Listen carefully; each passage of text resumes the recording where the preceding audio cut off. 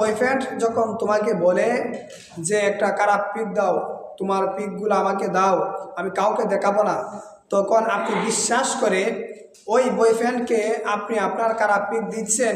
আপনি কি একবারও চিন্তা করেছেন যে আপনি কার সম্মান কাকে দিচ্ছেন, কার আমানত কাকে দিচ্ছেন?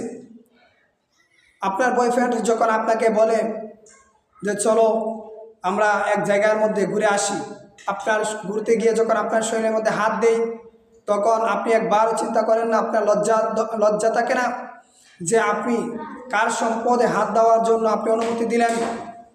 আপনার বয়ফ্রেন্ড যখন আপনাকে বলে যে চলো আমরা এক রুমের মধ্যে সময় কাটাই, গল্প করছেন, ঘন্টার পর ঘন্টার সময় দিচ্ছেন, দরজা লাগিয়ে আরও কত খারাপ কাজ করছেন, তখন আপনার কি একবারও এই মাথার মধ্যে জ্ঞানের মধ্যে আসে নাই কার সম্মান কাকে বিলিয়ে দিচ্ছেন, কার সম্মান কাকে দিচ্ছেন?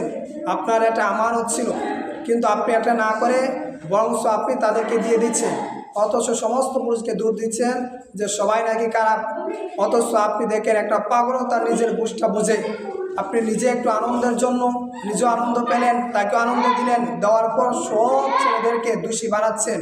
অথচ আপনি দেখেন, আপনি ওই ছেলের সাথে যদি আপনার বিবাহ না হয়, তাহলে অন্য ছেলের সাথে যদি আপনার বিবাহ হয়, তাহলে আপনি ওই ছেলেটাকে আপনি কি দিতে পারবেন? কিচ্ছু দিতে পারবেন না। কারণ আপনার যা কিছু ছিল সবগুলো আগেই শেষ করে দিয়েছে অন্য ছেলেরা। তাই অন্যত্র যদি আপনার বিবাহ হয়, তাহলে আপনি শুধু বধূ সেজে বসে থাকবেন, আপনার খারাপ একটা দেহ নিয়ে, আপনি নষ্ট একটা শরীর নিয়ে বসে থাকবেন, তাকে কিচ্ছু দিতে পারবেন না। এই আমানতগুলো আপনি কেন ধ্বংস করে দিচ্ছেন? দেখেন,